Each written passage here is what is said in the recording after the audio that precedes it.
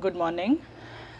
तो last class में हम ग्लैंड्स डिस्कस कर रहे थे, जिसमें अभी हमने सलाइवरी ग्लैंड्स कर लिया था, उसके बाद हमने गैस्ट्रिक ग्लैंड्स डिस्कस किया, और थर्ड लास्ट हमने जो ग्लैंड डिस्कस किया था वो था पेनक्रियास। पेनक्रियास का मैंने आपको सब डिटेल्स बता दिया था। We were left with one thing. देखो, लास्ट में हमने डिस्कस किया कि पेनक्रियाटिक जूस में कुछ पेनक्रियाटिक एंजाइम्स होते हैं और कुछ पेनक्रियाटिक सॉल्ट्स होते हैं। अब मुझे किस टाइम क्या चाहिए, डिपेंडिंग अपॉन दैट अलग अलग हार्मोन्स हैं जो सॉल्ट और एंजाइम के लेवल्स को चेंज कर सकते हैं। जैसे कि मान लो इस समय ज़्यादा रिक्वायरमेंट सॉल्ट्स की है और एंजाइम्स कम चाहिए। एक हार्मोन है, अभी पेनक्रियास में ही लिखना है इस चीज़ को, उसी में कॉन्टिन्यूटी में जा रहा है। So there is a hormone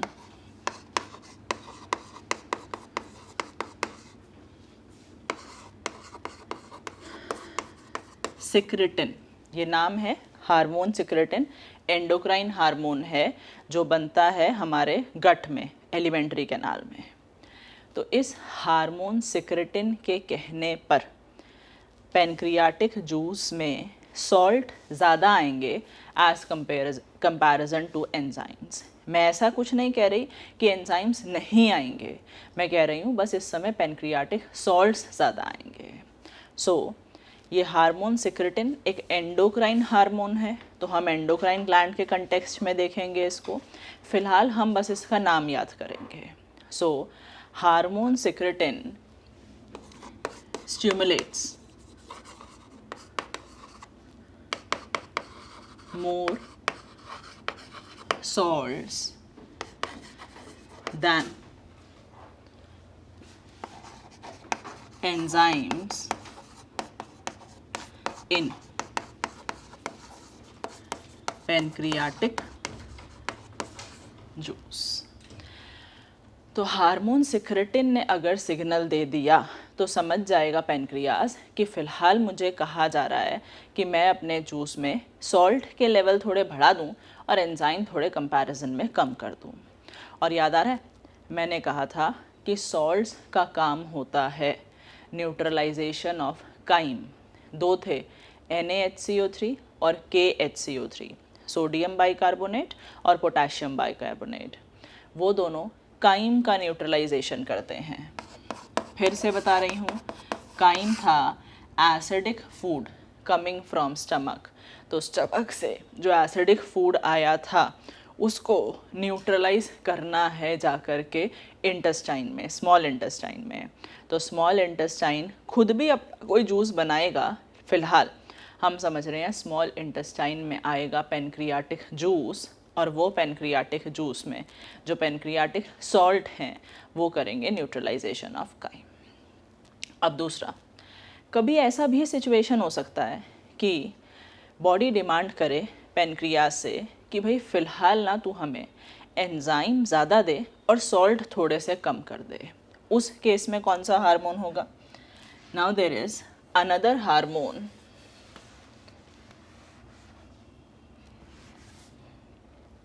called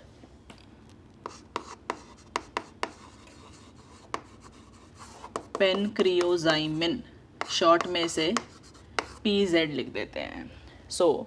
another hormone is hormone pancreozymin which stimulates more enzymes than salts in pancreatic juice। तो अगर इस हार्मोन ने बोला अब हमारे पेनक्रियाटिक जूस में एंजाइम्स के लेवल्स थोड़े ज़्यादा होंगे और सॉल्ट्स थोड़े से कम हो जाएंगे। तो ये हमने अब कंप्लीट कर लिया थर्ड डाइजेस्टिव ग्लैंड, जिसका नाम है pancreas. Now we are moving towards the fourth digestive gland. I hope आप लोग अभी तक याद करके बैठे हैं कि हमने ह्यूमन डाइजेस्टिव सिस्टम के दो पार्ट किए हैं, डाइजेस्टिव ग्लैंड्स और दूसरी तरफ हमने किया है डाइजेस्टिव ट्रैक्ट, यानी कि एलिमेंट्री कैनाल, हमारा गट। अभी हम डाइजेस्टिव ग्लैंड्स पढ़ रहे हैं, टोटल 5 पढ़ने हैं, उसमें से 3 हमने कंप्लीट कर लिए।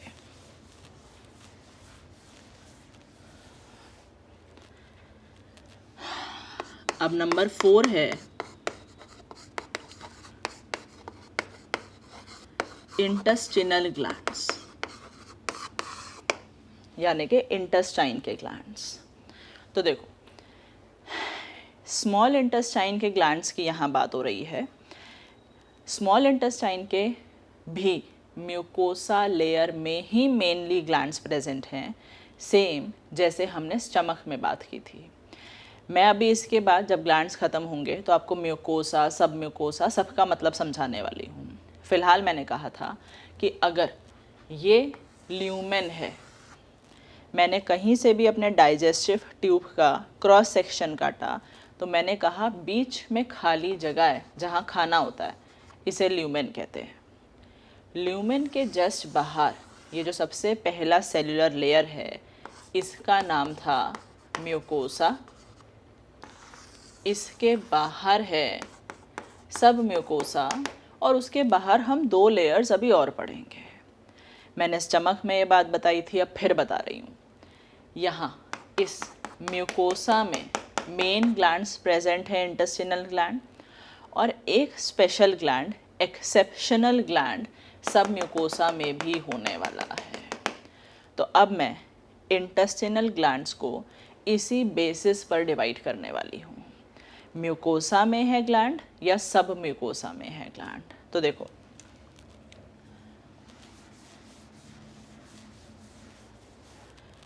intestinal glands include number 1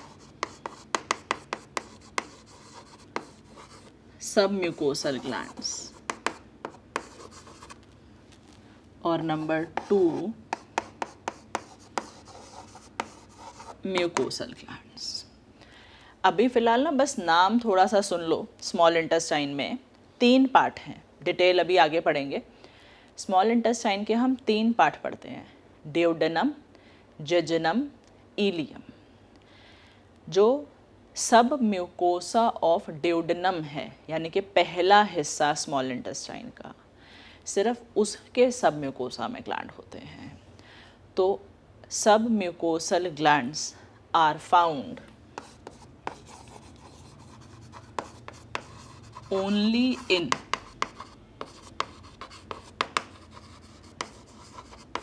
submucosa of duodenum। और duodenum क्या है? स्मॉल इंटेस्टाइन के पहले हिस्से का नाम है। तो फिलहाल हम बस इतना समझेंगे। सो सबम्यूकोसल ग्लैंड ऐसा नहीं है कि पूरे स्मॉल इंटेस्टाइन में होने वाला है, वो सिर्फ प्रेजेंट है इन द सब म्यूकोसा ऑफ ड्यूडेनम, और इनका नाम है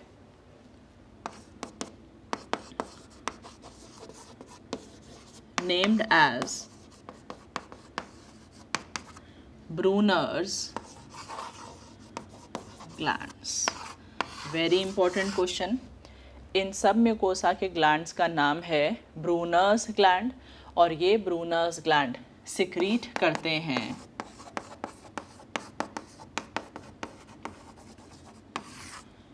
म्यूकस। सो पहला टाइप इंटेस्टिनल ग्लैंड का म्यूकोसा में नहीं बल्कि सब म्यूकोसा में है। सिर्फ किसके सब म्यूकोसा में है? ड्यूडेनम के सब म्यूकोसा में है। इस सब म्यूकोसल ग्लैंड्स का नाम है ब्रूनर्स ग्लैंड, और ये ब्रूनर्स ग्लैंड सिक्रीट करते हैं म्यूकस। अब ना थोड़ा सा खुद सोचो, खाना स्टमक से स्मॉल इंटेस्टाइन में गिरेगा।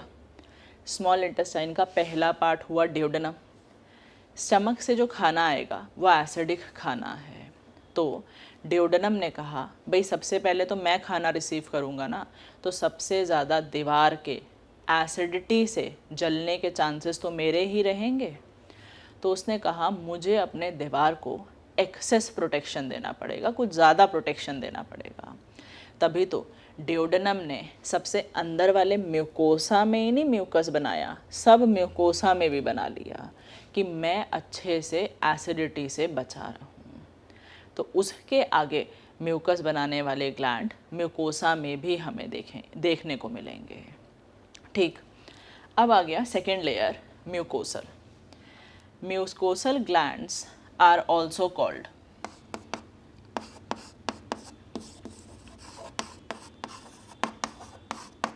Crypts of Lieberkühn. Mucosal glands also called crypts of Lieberkühn.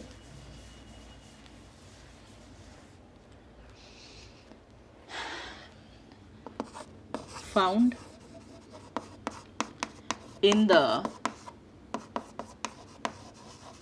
mucosa layer of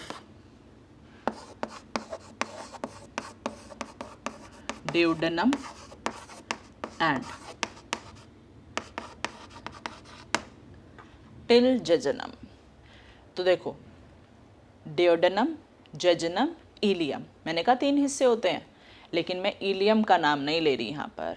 सब म्यूकोसा ग्लैंड सिर्फ डिओडेनम में थे और mucosal gland found in the mucosa layer of duodenum and it is up till jejunum, jejunum तक मिलता है।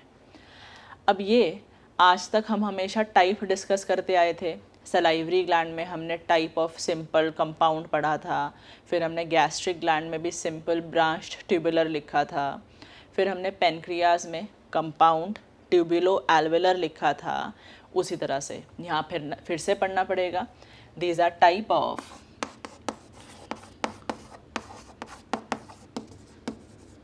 Simple tubular gland.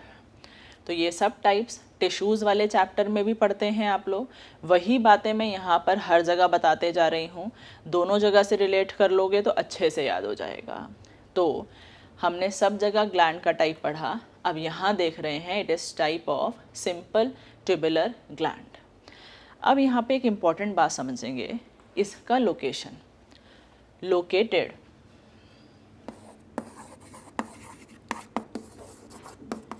in between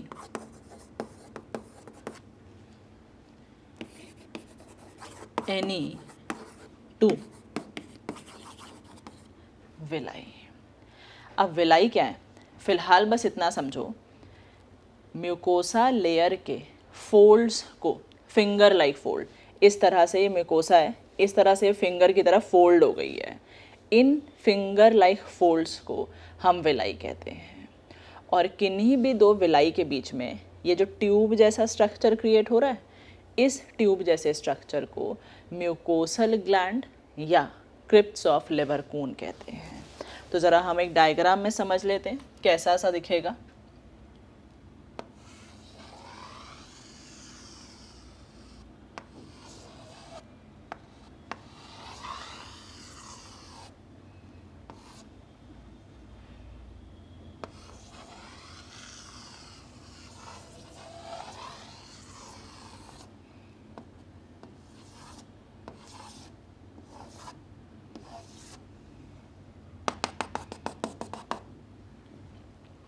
देखो, ये इमेजिन करो कि ये सेल लेयर है जिसका नाम म्यूकोसा है। ये पहले ऐसे सीधे ही थी, इस तरह से बिल्कुल स्ट्रेट थी, फिर इसने इस तरह से फोल्ड बनाने शुरू कर दिए। इन फोल्ड्स को, हर एक फोल्ड को विलस कहते हैं। तो ये एक फोल्ड विलस, ये दूसरा फोल्ड विलस, और सब फोल्ड्स को मिलाकर विलाई कहते हैं। ये म्यूकोसा लेयर के फोल्डिंग्स हैं। म्यूकोसा लेयर सेल लेयर है, तो सेल्स दिखाने पड़ेंगे मुझे। ये आ गए सेल्स, इस तरह से ये सब सेल्स प्रेजेंट हैं।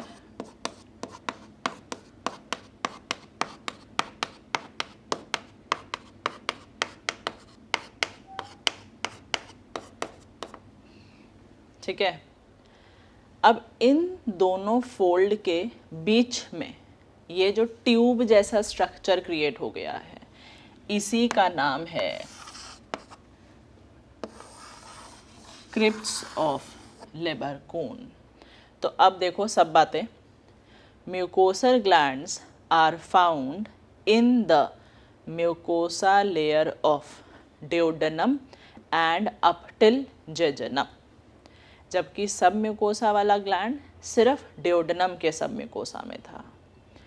These are type of simple tubular gland, tube जैसे दिखते हैं और कोई ब्रांचिंग प्रेजेंट नहीं है। Located in between any two villi, मैं विलाई आपको पूरा डिटेल में समझाऊंगी कैसे बनता है।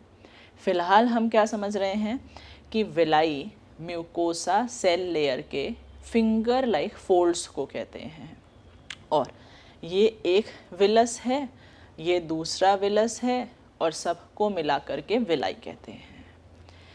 इन विलाई के बीच में ये जो पूरा क्रिप्ट है, अब क्रिप्ट ऑफ लेबरकून को सिर्फ स्पेस मत समझना, इस स्पेस के आसपास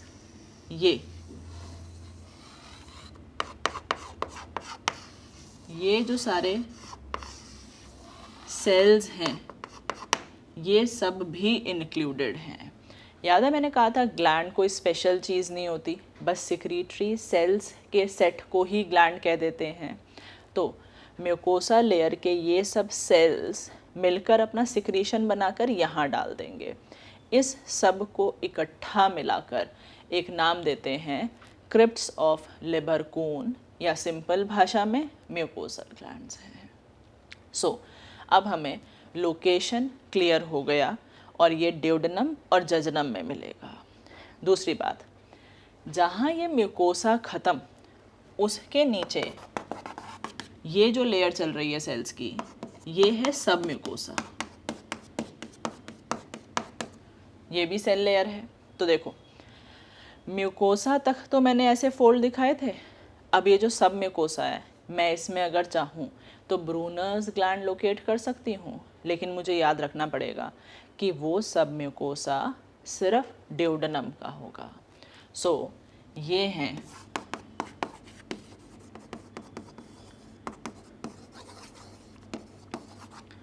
ब्रूनर्स ग्लैंड। तो Brunner's gland are found in the सब mucosa and crypts of Leberkuhn are found in between any two villi of the mucosa layer। तो म्यूकोसा के बाहर ये मैंने सब म्यूकोसा दिखाया है। इतना क्लियर हुआ। अब देखना है कि ये म्यूकोसा लेयर के ग्लैंड्स किस किस टाइप का सिक्रीशन करते हैं और यहाँ पर सेल्स का नाम क्या क्या है।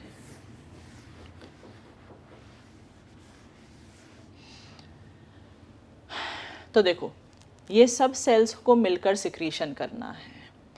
सबसे पहले यहाँ जो मेजॉरिटी सेल्स हैं सरफेस पर, ये इनका नाम है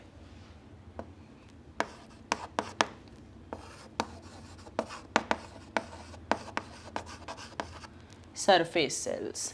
तो सरफेस पर मतलब सबसे नीचे यहाँ पूरा इस तरह से जो लाइन है मेजॉरिटी ऑफ सेल, उनका नाम है सरफेस सेल्स। इसके अलावा और क्या क्या है, बीच बीच में कुछ सेल्स को हम ऐसे मार्क कर देते हैं,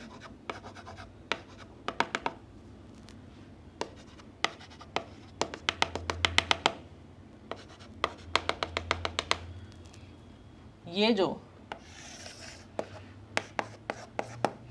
बी पार्ट मैंने बीच बीच में कुछ सेल्स को मार्क किया है, इनका नाम है पेनेथ सेल्स। और याद करो मैंने कहा था म्यूकस बनाने वाले सेल्स नेक पर होते हैं ग्लैंड के, तो याद आ रहा है, ये मैं कहती हूँ नेक पार्ट है।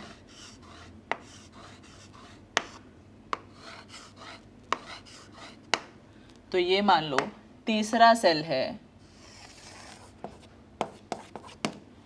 Mucus secreting cells, mucus cells. तो अब मैंने तीन चीज़ें लेबल करी हैं, ध्यान से देखना। ये पूरा म्यूकोसा का ग्लैंड है जिन्हें हमने क्रिप्ट्स ऑफ लेबरकून कहा है, और ये पूरा इस एरिया में अपना सिक्रीशन रिलीज़ करेगा। ये टोटल मिला करके क्रिप्ट्स ऑफ लेबरकून है। इसके अंदर मेजॉरिटी सेल्स हैं नीचे वाले पूरे ये, जिनका नाम मैंने लिखा सरफेस सेल्स।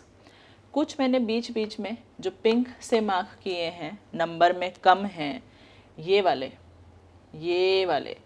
है पैनथ सेल। और जो मैंने यहाँ नेक पर, गर्दन पे मार्क किए हैं, वो हैं म्यूकस सेल्स। अब हमें देखना है कि ये क्या क्या सिक्रीशंस करेंगे।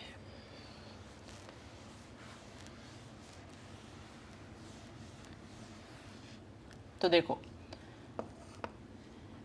Surface cells secrete enzymes. Intestinal gland का जो टोटल जूस बनेगा, जिसे हम इंटेस्टिनल जूस कहते हैं, उस जूस में जितने भी डाइजेस्टिव एंजाइम्स अभी हम पढ़ने वाले हैं, वो सारे डाइजेस्टिव एंजाइम्स बनाएगा सरफेस सेल्स। दूसरा, इंटेस्टिनल जूस में पैनथ सेल्स सिक्रीट करते हैं जिंक एंड लाइसोजाइम। याद आ रहा है, मैंने कहा था कि लाइसोजाइम एंटी बैक्टीरियल नेचर का होता है। वही वाला फिर से आ गया ना, जो हमारे सलाइवा में भी प्रेजेंट था। तो यहाँ पर ये बैक्टीरिया को किल करेगा। जिंक के हमारे बॉडी में बहुत सारे फंक्शंस हैं। फ़िलहाल डायरेक्टली कोई रोल हमें डाइजेस्टिव ट्रैक्ट में नहीं देखना, तो इसको मैं अभी आगे रिलेट करवाऊँगी आपको। तो फ़िलहाल याद रखना है, जिंक हमारी बॉडी में बनता है, हमारे ब्लड सर्कुलेशन में है, और वो बनाने वाला सेल है पैनथ सेल। और तीसरा है म्यूकस सेल, ये आपको पता ही है, secretes mucus for lubrication and protecting the wall from attack of enzymes। तो ये तीनों सिक्रीशन हो गई म्यूकोसल ग्लैंड से। और जो सब म्यूकोसा में ब्रूनर्स ग्लैंड था, वो भी म्यूकस ही बनाता था। तो अब हमें सब सेल्स का नाम पता चल गया, सिक्रीशन पता चल गया, लोकेशन क्लियर है। अब आगे देखते हैं।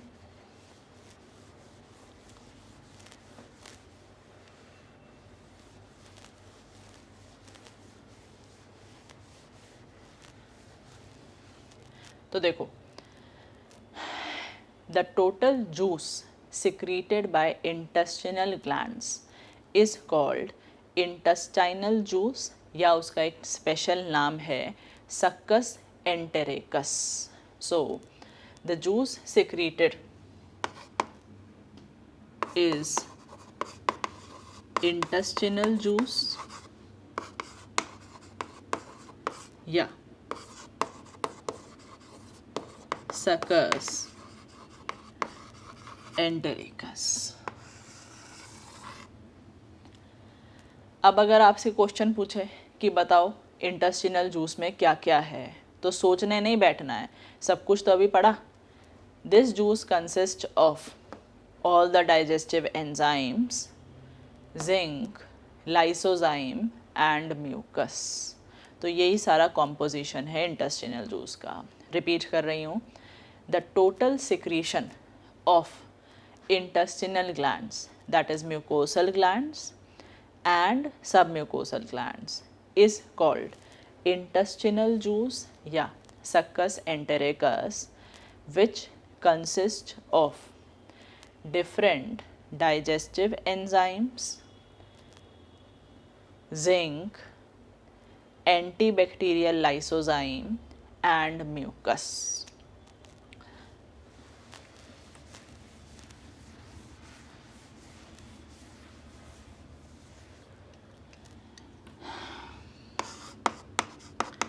1.8 liter secreted per day, pH 7.6 से 7.8 है। तो अब हमें कॉम्पोजिशन पता चल गया, और साथ के साथ हमें उसका डेली सिक्रीशन और pH भी समझ आ गया। अब बस जो हमने लिखा ना, it consist of different digestive enzymes, वो और देख लेते हैं कौन कौन से एंजाइम्स हैं। तो देखो,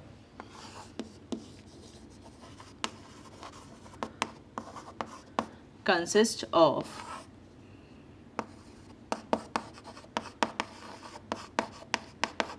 इंटेस्टाइनल लाइपेज। मैंने कहा था अभी सिर्फ नाम याद करना है, लेकिन नाम से थोड़ा थोड़ा सा आइडिया तो हो रहा है कि ये लिपिड्स को डाइजेस्ट करेगा। देन माल्टेज, आइसोमाल्टेज,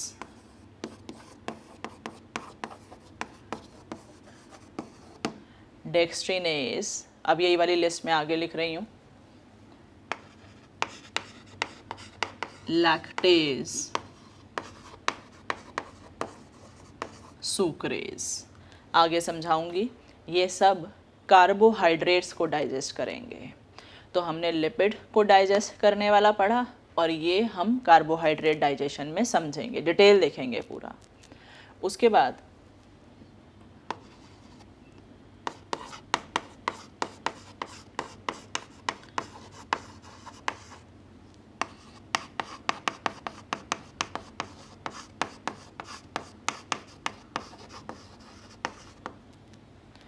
डाईपेप्टिडेज और अमीनोपेप्टिडेज, ये हम प्रोटीन डाइजेशन में समझेंगे क्या करते हैं।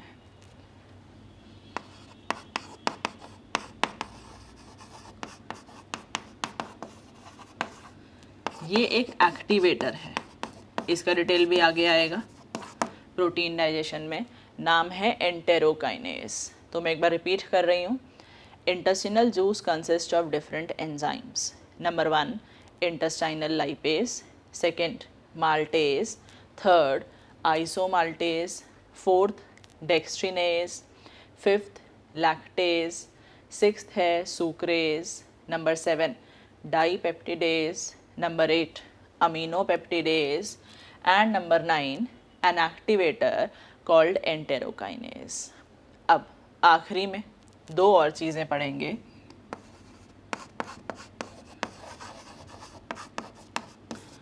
न्यूक्लियोटिडेजेस और न्यूक्लियोसिडेजेस। न्यूक्लिक एसिड डाइजेशन, याद है डीएनए और आरएनए को भी हमें ब्रेक डाउन करना है, उसके केस में हम ये पढ़ेंगे न्यूक्लियोटिडेजेस और न्यूक्लियोसिडेजेस। तो अभी से ना बस आपको एंजाइम्स के नाम की लिस्ट याद करनी है, फिर अभी हम आगे जाकर डाइजेशन पढ़ेंगे तो ये सब लिस्ट याद होगी तो और इजी हो जाएगा आगे फर्दर पढ़ना। तो ये हमने ख़त्म करा 4th ग्लैंड जिसका नाम है intestinal gland. Now we are left with the last but the most major gland of the body, that is liver.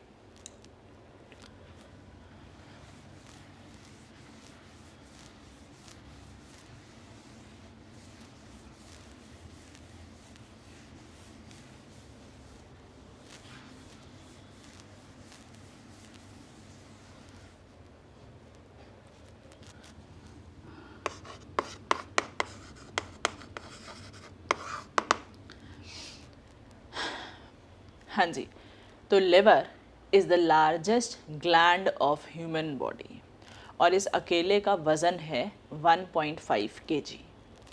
तो liver largest gland of human body,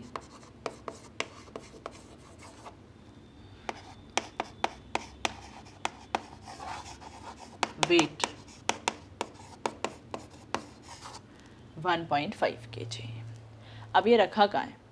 जो हमारा डायफ्राम होता है, जो हमारे बॉडी के 2 हिस्से करता है, डायफ्राम से ऊपर वाले हिस्से को थोरैक्स कहते हैं और डायफ्राम से नीचे वाले पार्ट को एब्डोमेन कहते हैं।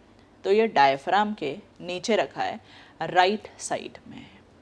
So it is located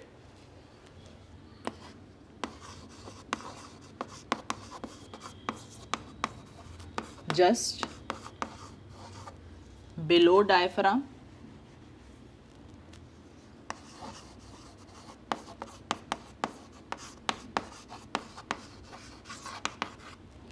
just below diaphragm towards right side,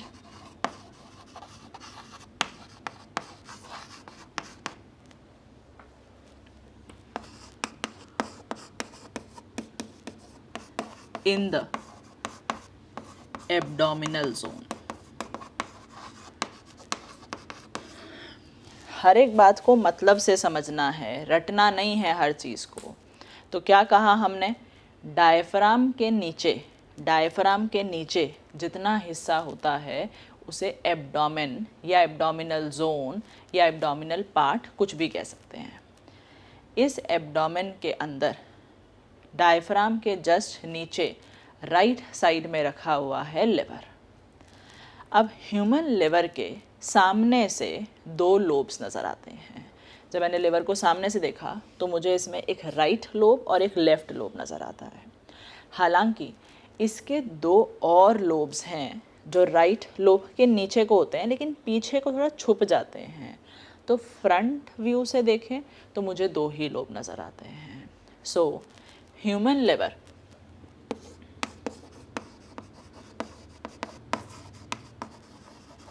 has 2 main lobes.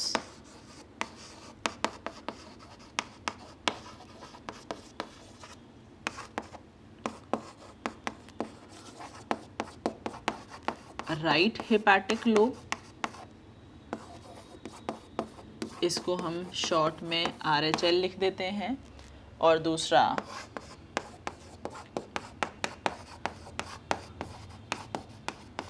Left hepatic lobe, इसको LHL लिख देते हैं। So human liver consist of 2 main lobes, right hepatic lobe and left hepatic lobe. अब इसके आगे there are two more lobes present. There are 2 more lobes present just beneath the right hepatic lobe, but they are not visible in the front view. Repeat कर रही हूँ, there are 2 more lobes present just beneath the right hepatic lobe, but they are not visible in the front view, and their names are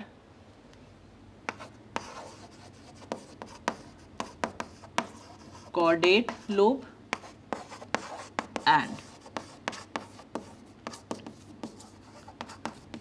quadrate lobe. तो total 4 lobe हैं। 2 बड़े lobes हैं जो सामने से दिखते हैं, इसलिए हम 2 ही को मेन कंसिडर करते हैं। बाकी 2 बहुत छोटे से हैं, रिड्यूस्ड हैं, राइट लोब के नीचे को हैं और थोड़ा पीछे को चले गए, तो सामने से नज़र नहीं आते हैं। तो अभी हमने थोड़ी सी बेसिक बात करी है, अब हमें लिवर को डिटेल में एक डायग्राम फॉर्म में समझना है।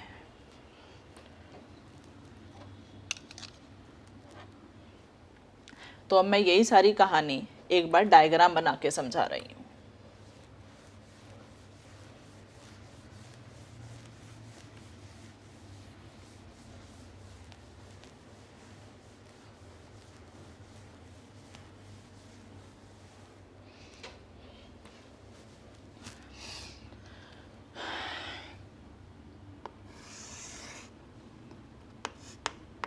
ये आ गया डायफ्राम। डायफ्राम में इमेजिन करो हमने राइट साइड को ही दिखाया है, बस राइट साइड में ये आ गया लिवर।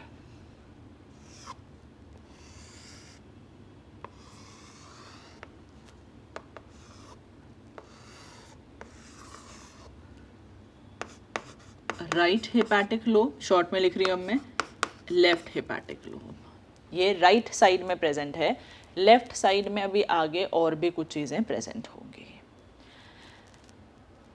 राइट हेपाटिक लोब में एक हल्का सा कॉन्कैविटी है, हल्का सा इस तरह से डिप्रेशन है। इसके अंदर प्रेजेंट है एक थैला, सैक लाइक स्ट्रक्चर। इस सैक का नाम है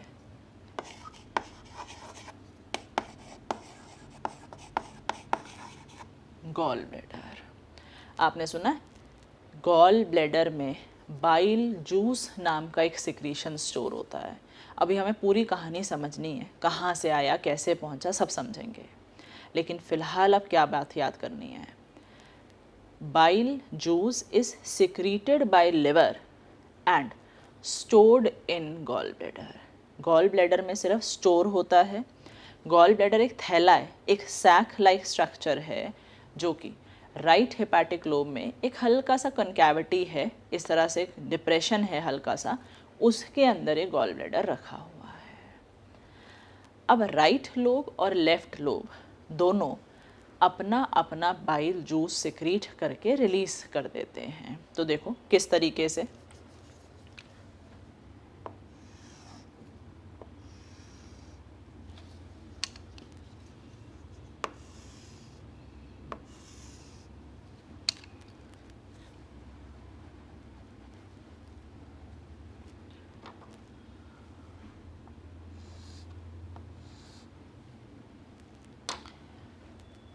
राइट हेपाटिक लोब ने अपना सिक्रीशन बनाकर अपनी डक्ट में डाला, जो मैंने रेड से रिप्रेजेंट किया है, और लेफ्ट लोब ने अपनी डक्ट में डाला।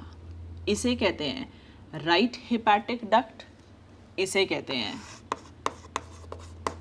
Left hepatic duct. तो मैं एक तरफ लेबल कर रही हूँ, दूसरी तरफ समझ जाओ। ये है राइट हेपाटिक डक्ट, शॉर्ट में लिख दिया। So both the lobes of liver secrete their bile juice and release into their respective ducts, named as right hepatic duct and left hepatic duct of right hepatic lobe and left hepatic lobe. जब ये दोनों join हो जाती हैं तो इसे कहते हैं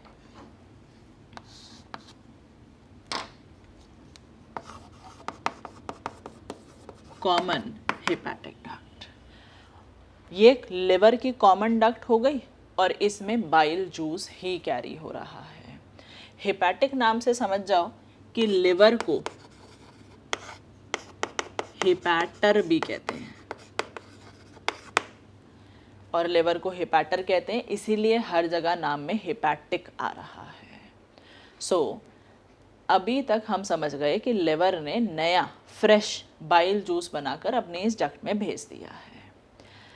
अब फ्रेश वाला बाइल जूस तो लिवर से आ रहा है, लेकिन स्टोर्ड वाला बाइल जूस आएगा गॉल ब्लैडर से। तो ये आ गया गॉल ब्लैडर का duct.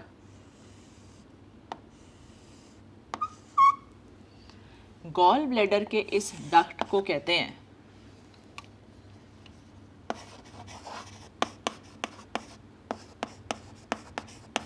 cystic duct. The name of duct of gall bladder, ये सब मैं लिखाऊंगी अभी आप सिर्फ डायग्राम को समझो, मैं सब चीज़ें आपको लिखाऊंगी।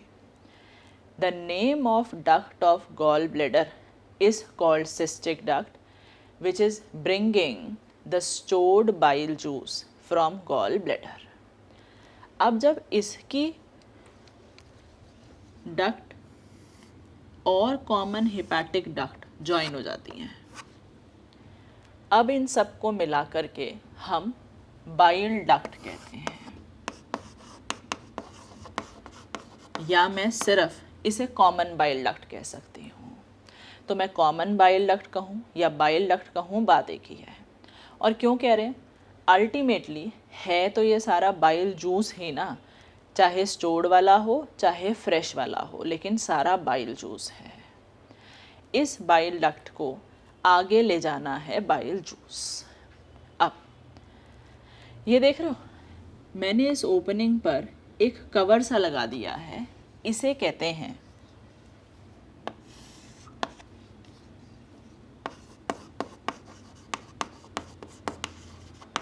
स्फिंक्टर ऑफ बडी। ऐसे मैं नाम आगे भी लेने वाली हूँ। तो देखो एक चीज़ समझोगे, ये मान लो एक ट्यूब चल रही है और ये इसकी ओपनिंग है। इस ओपनिंग पर ये मसल्स का एक ऐसे पैसेज बना हुआ है। तो ये जो ओपनिंग है इसके ऊपर ये मैंने मसल्स लगा दी। अब ये मसल्स अगर कॉन्ट्रैक्ट हो जाएं, ये मसल्स कॉन्ट्रैक्ट हो जाएं, तो देख रहे हो ओपनिंग बंद हो गई और मसल्स रिलैक्स हो रही हैं, तो ओपनिंग खुल गई। अब ये जगह खुल गई। तो opening which is regulated by some muscles, those muscles are called sphincter muscles. तो जो सिस्टिक डक्ट है, ये सिस्टिक डक्ट, इसकी ओपनिंग पर ये जो मसल्स लगी हैं, इन्हें हम कहते हैं स्मूथ मसल्स या smooth muscles of sphincter of Oddi. Oddi नाम के किसी साइंटिस्ट ने इसको डिस्कवर किया होगा और इन मसल्स का नाम है स्फिंक्टर ऑफ बडी। तो जब स्फिंक्टर ऑफ बडी की मसल्स कॉन्ट्रैक्ट होंगी तो ये वाला ओपनिंग बंद रहेगा और यहाँ से कोई बाइल जूस नहीं आने वाला। जब इस स्फिंक्टर की मसल्स रिलैक्स हो जाएंगी, ये रिलैक्स हो गई, ये खुल गया और अब यहाँ से जो भी चीज़ सिक्रीशन है वो बाहर आ सकती है। और देख रहे हो ये ओपनिंग टू वे है, यहाँ से भी आ सकता है और यहाँ से भी आ सकता है।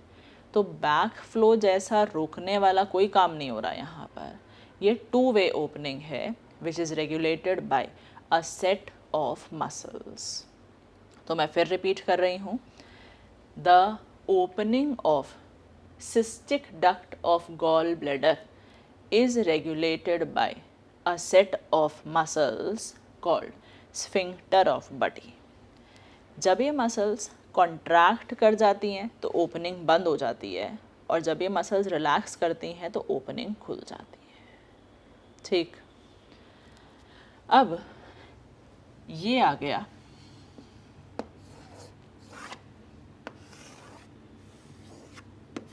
स्मॉल इंटेस्टाइन का हिस्सा,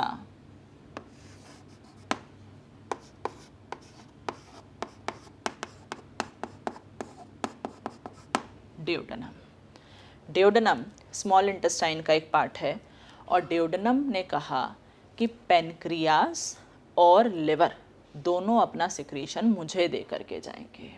तो duodenum is the first part of small intestine. तो देखो यहाँ पर कहीं ये रखा हुआ है पेनक्रियास और ये है पेनक्रियास की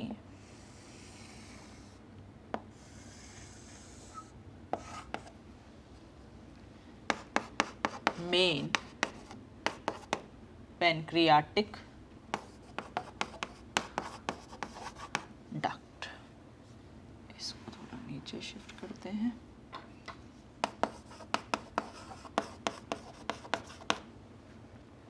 तो ये मैंने मार्क करी पेनक्रियास के अंदर मेन पेनक्रियाटिक डक्ट जो कैरी करती है पेनक्रियाटिक जूस। अब पेनक्रियाटिक जूस और बाइल जूस को एक साथ खुलना है जाकर के स्मॉल इंटेस्टाइन के पहले हिस्से में यानी कि ड्यूडेनम में। तो सबसे पहले तो बाइल डक्ट को ओपन होना है मेन पेनक्रियाटिक डक्ट में, फिर दोनों ज्वाइन होंगी। So the opening of bile duct is again regulated by some sphincter। Sphincter होगा तभी हम जज कर पाएंगे कि सिक्रीशन आगे भेजें या रोकें। तो देखो अब मैं आगे दिखा रही हूँ।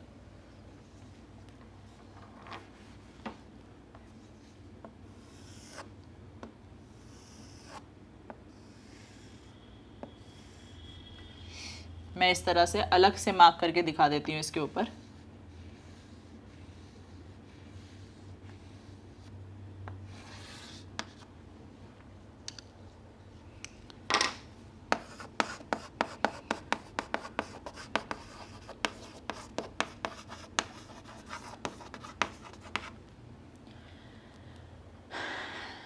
The opening of bile duct, the opening of bile duct is regulated by this sphincter of Boyden। तो sphincter of Boyden फिर से स्मूथ मसल्स का एक सेट है। स्मूथ मसल्स वो होती हैं जो हमारे कंट्रोल में नहीं होती, कब खुल रही हैं कब बंद हो रही हैं हमें कुछ नहीं पता चलता इस बारे में। तो जब स्फिंक्टर ऑफ बॉयडन की मसल्स कॉन्ट्रैक्ट हो जाएंगी तो ये बंद पड़ जाएगी ओपनिंग, यहाँ से कुछ नहीं जाएगा। उसी समय बाइल जूस गॉल ब्लैडर में भरता है। तो कुछ ऐसा होता है, लिवर बाइल जूस बना रहा है, अगर आगे ये बंद है तो जो बनाया वो यहाँ स्टोर हो गया और जब स्टोर हो गया तो गॉल ब्लैडर ने अपना यह दरवाज़ा बंद कर लिया। जब स्फिंक्टर ऑफ बॉयडन की मसल्स रिलैक्स होंगी, ये खुल जाएगा। अब खुलने के बाद यहाँ से भी बाइल जूस आएगा और ये भी अपना स्फिंक्टर खोलकर बाइल जूस भेजेगा। तो फिलहाल स्फिंक्टर ऑफ बॉयडन मान लेते हैं कि खुला है और ये यहाँ आकर पेनक्रियाटिक डक्ट को ज्वाइन कर गया। तो देखो,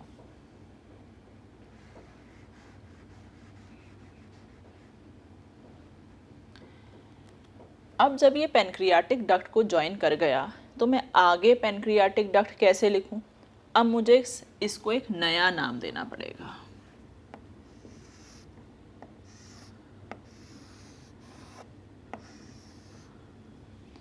इसका नाम है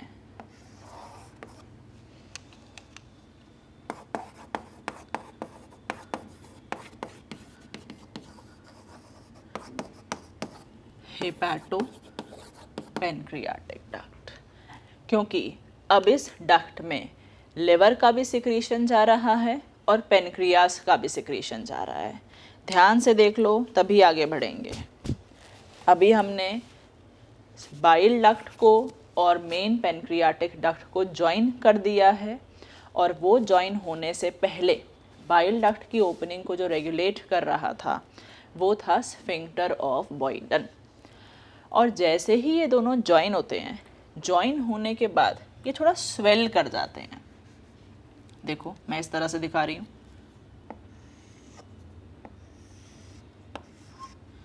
जब दो दो सिक्रीशंस मिक्स हो जाएंगी तो थोड़ी सी स्वेलिंग तो उस एरिया में आ ही जाएगी। ये जो स्वेल्ड पार्ट क्रिएट हो गया है, ये स्वेलिंग पार्ट, भाई एक जूस यहाँ से आया, एक यहाँ से आया, तो अचानक से ये ज़्यादा जूस से स्वेल कर गया। ये जो स्वेलिंग क्रिएट हुई है इसका नाम है हेपाटो पेनक्रियाटिक एम्प्यूला। ज़ूलॉजी में कहीं भी एम्प्यूला बोलते हैं तो उसका मतलब ही होता है हल्का सा स्वेल्ड पार्ट है। तो hepato pancreatic ampulla is the name given to swelling of this hepatopancreatic duct, and the opening of this duct into duodenum। देख रहे हो कि मैंने इसको स्वेल करके ड्यूडेनम में खोल दिया है, तो ड्यूडेनम में बाइल जूस भी पहुंच रहा है और पेनक्रियाटिक जूस भी पहुंच रहा है। जैसे ही ये दोनों मिलकर के ड्यूडेनम में खुलने वाले हैं तो the opening of this hepatopancreatic duct is again regulated by some sphincter। sphincter हर जगह लगाना पड़ेगा। तो ये जो sphincter इस कॉमन ओपनिंग पे है, इसका नाम है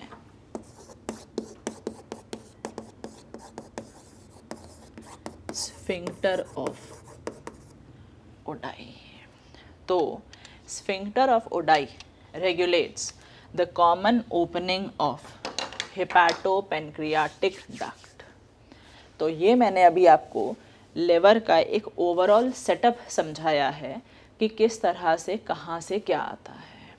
अब आप इस डायग्राम को कैप्चर कर सकते हैं और मैं साथ साथ एक बार फिर से बोलते जा रही हूँ।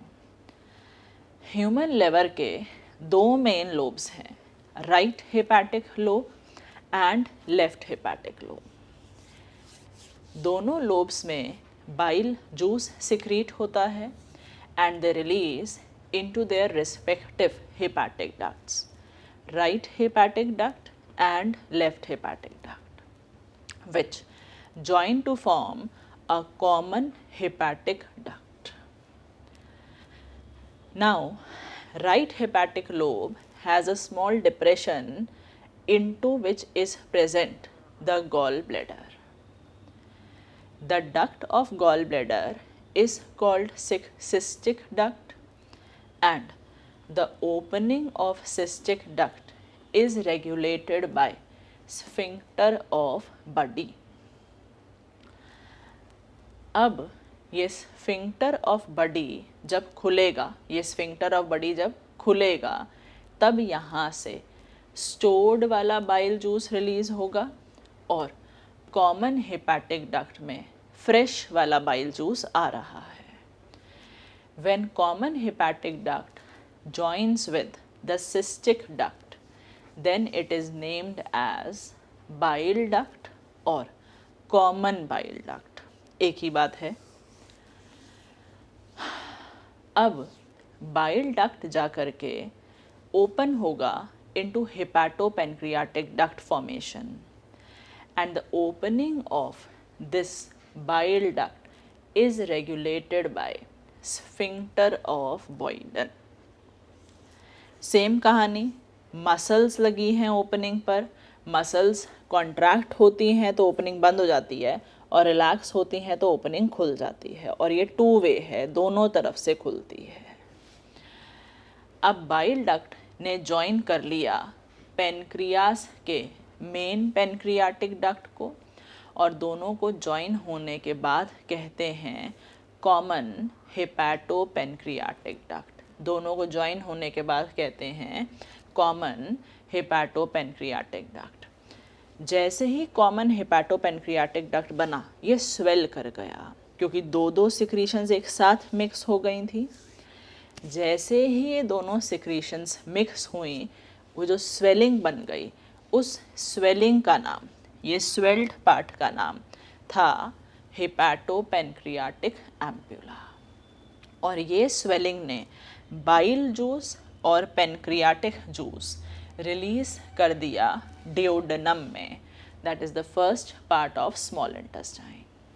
And the common opening of hepatopancreatic duct is regulated by sphincter of Oddi। इसको रेगुलेट करने वाले स्फिंक्टर का नाम है स्फिंक्टर ऑफ ओडाई। मैं रुक रही हूँ, अच्छे से देखो, कैप्चर कर लो इसे। इम्पॉर्टेंट पार्ट, लिवर एक बहुत ही ज़्यादा इम्पॉर्टेंट ऑर्गन है हमारे बॉडी का।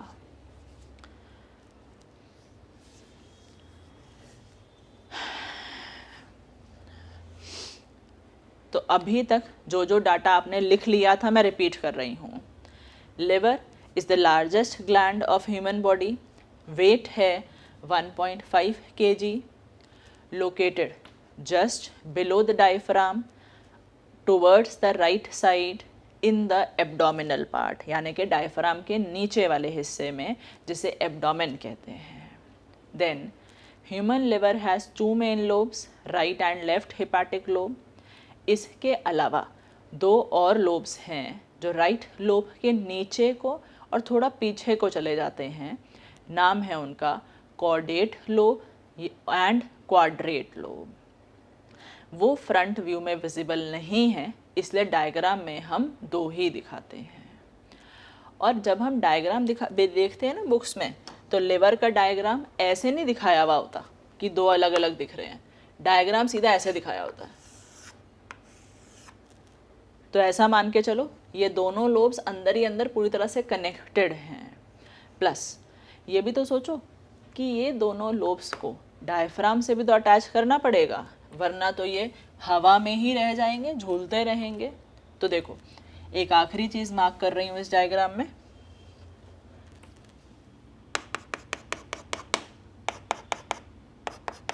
पूरे जगह प्रेजेंट है ये।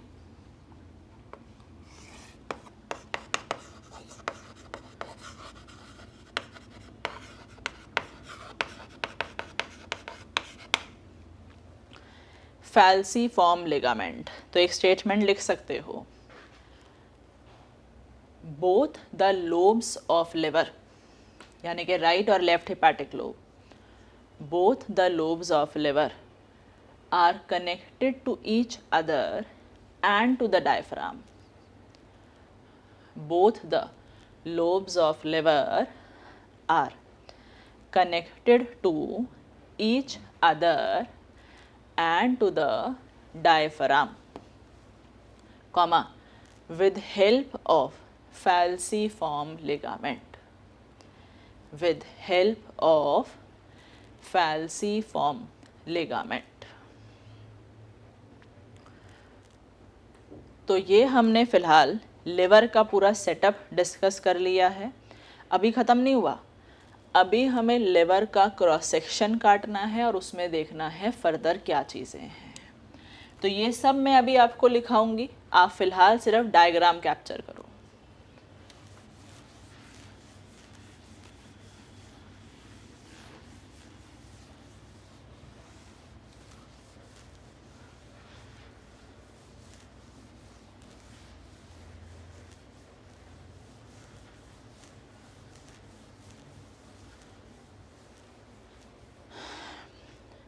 लिवर पढ़ेंगे आगे। लिवर पढ़ने से पहले अभी भी अगर किसी को कोई कन्फ्यूजन रह गया है तो मैं एक बार ऐसी एक साइड में नोट लिख लो, सिर्फ एक सिंपल चीज़ जो अभी तक हमने पढ़ी है उसको एक बार फिर से बता रही हूँ। It is not about liver, cumulative चीज़ बता रही हूँ। अभी हमने माउथ में सलाइवा सिक्रीशन पढ़ा। सलाइवा के अंदर हमने कहा कि टोटल कितना बनता है, 1.5 लीटर। पीएच होता है 6.7 से 6.8। तो मैं सीधा सिक्रीशंस का ही लिखते जाती हूँ।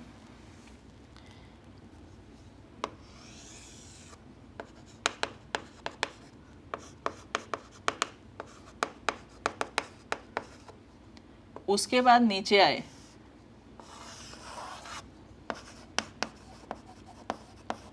स्टमक। स्टमक में हमने पढ़ा गैस्ट्रिक जूस बनता है करीब 2 से 2.5 लीटर और पीएच हाईली एसिडिक 1.5 से 2। ठीक, उसके बाद खाना स्टमक से जाएगा स्मॉल इंटेस्टाइन में। कोई कंफ्यूजन नहीं रखना है इस चीज़ में, जिस सीक्वेंस में पढ़ा वो मत फॉलो करने लगना। स्टमक से खाना स्मॉल इंटेस्टाइन में जाएगा। जो आज हमने पढ़े इंटेस्टिनल ग्लैंड्स, उनका टोटल सिक्रीशन हमने पढ़ा 1.8 लीटर और पीएच होता है 7.6 से 7.8। और इसी स्मॉल इंटेस्टाइन में पेनक्रियाज और लिवर अपना सिक्रीशन भेजेंगे। इसी डायग्राम को मैं थोड़ा सा फिर दिखा रही हूँ।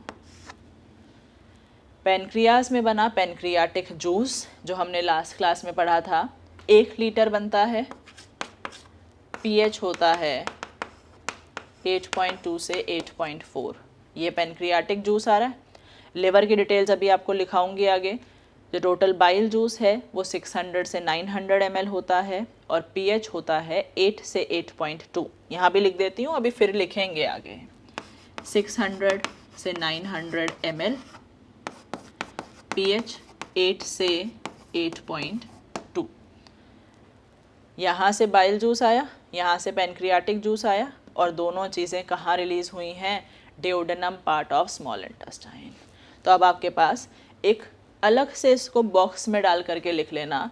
ये पूरा सेटअप क्लियर हो गया कि क्या क्या सिक्रीशंस कहाँ से आती हैं, और खाना बकल कैविटी से आगे स्टमक में जाएगा और स्टमक से स्मॉल इंटेस्टाइन। खाना उन पार्ट्स में कभी नहीं जाने वाला, तभी वो दोनों अपना सिक्रीशन यहाँ रिलीज़ कर देती हैं। तो ये अभी तक हमने जो सारी कहानी पढ़ी थी, हमने उसको एक साथ करके देख लिया। अब हम लिवर के लोब्स का क्रॉस सेक्शन काट के देखेंगे।